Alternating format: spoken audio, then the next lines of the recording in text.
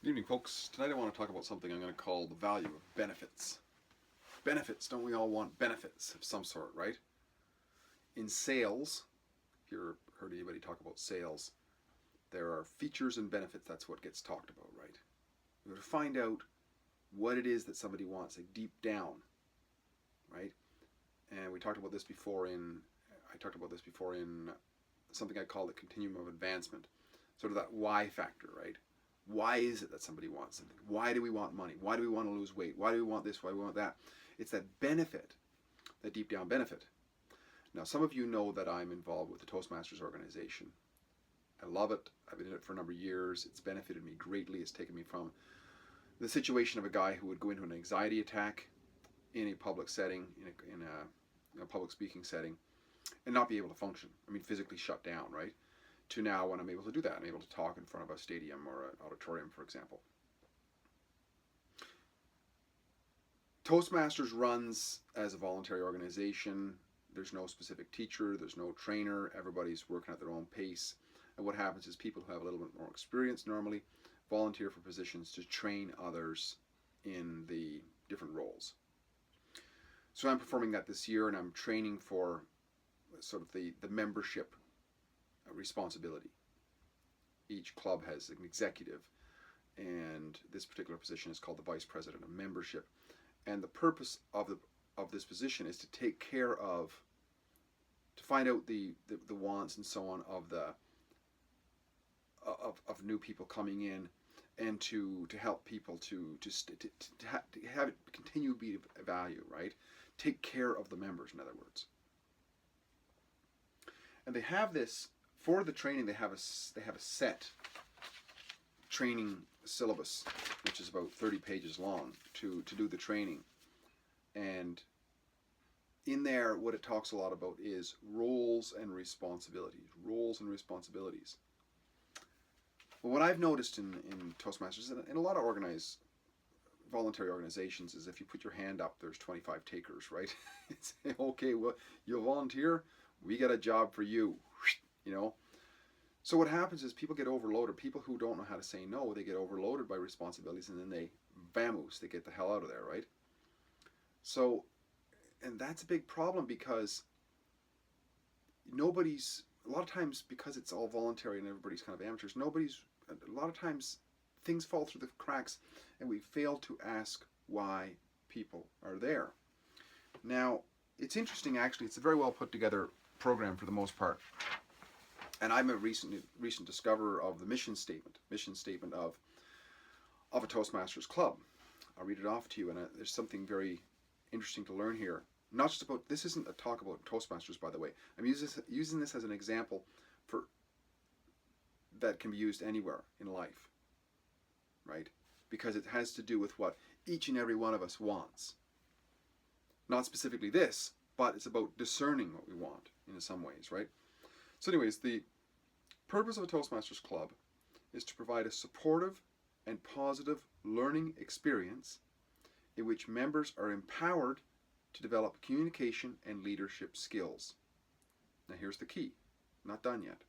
Resulting in greater self-confidence and personal growth. Resulting.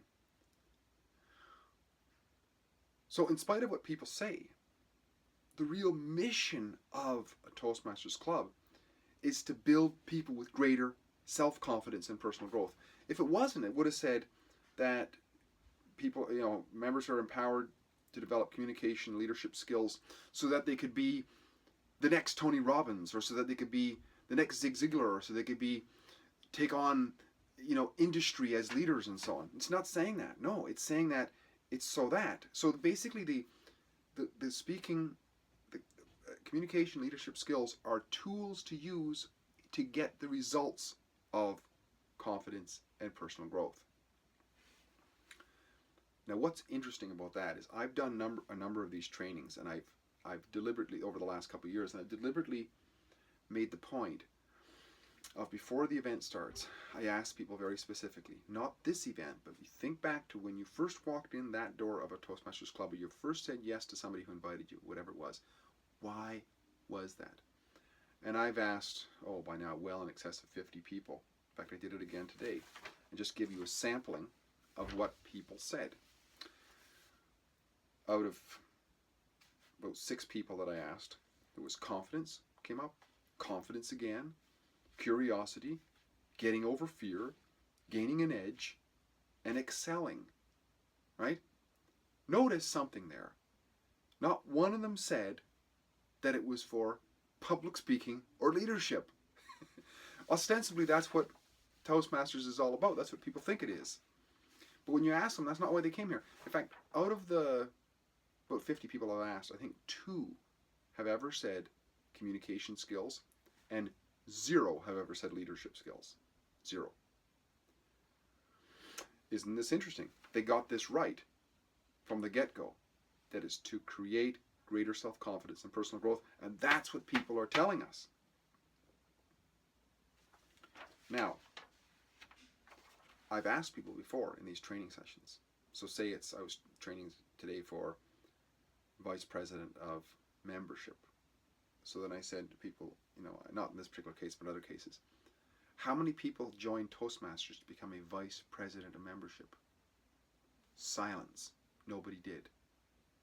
So why are you here then?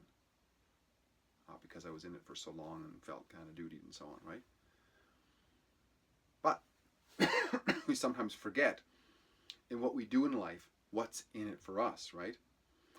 And this is important when we want to get people to be involved with us in some ways. We want to find a date.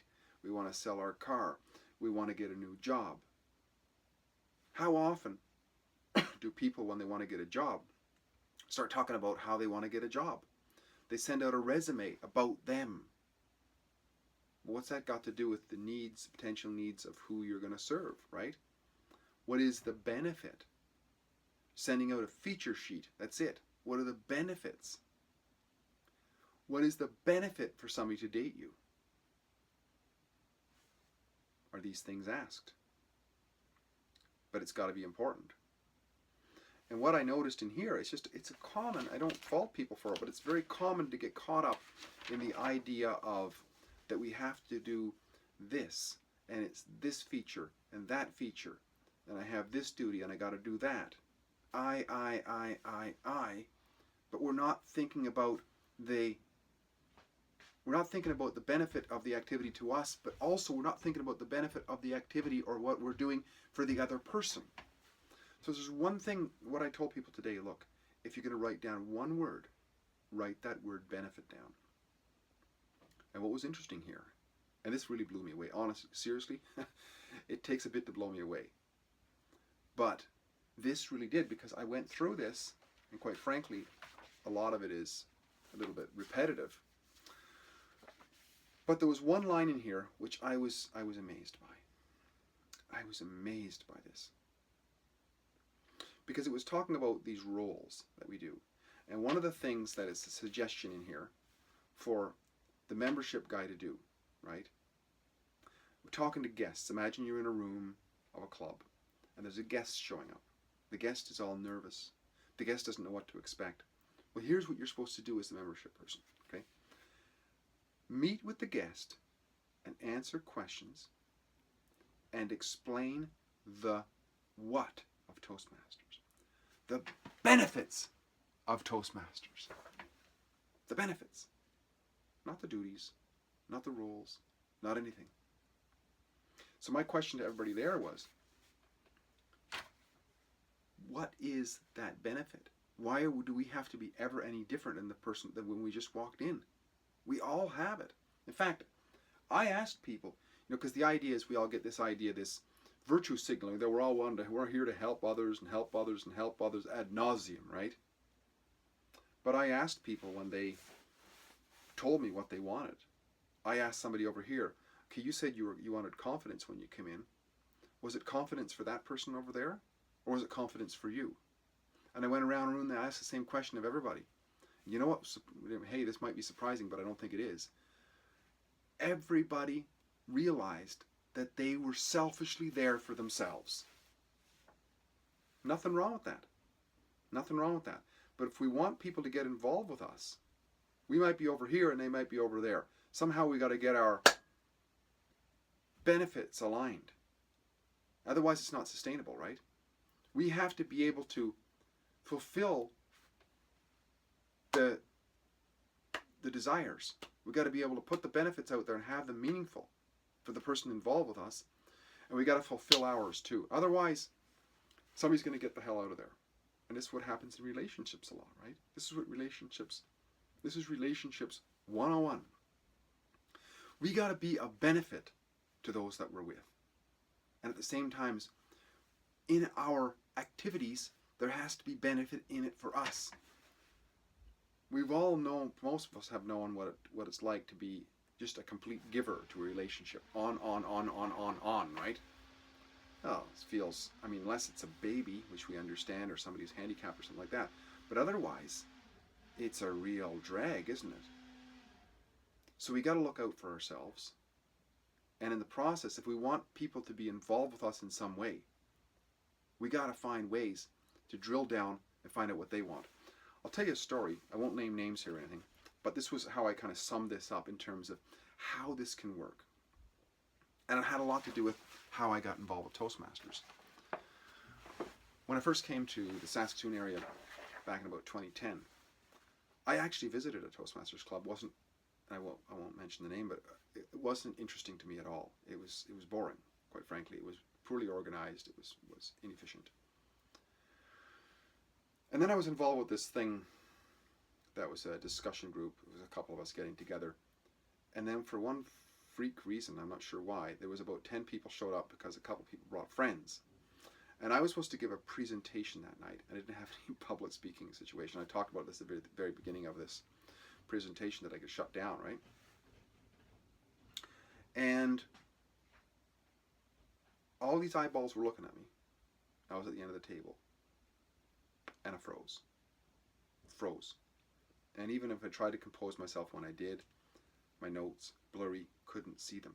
It's an effect of anxiety attack causing the lightheadedness and dizziness. That's what was happening. It was just shut down.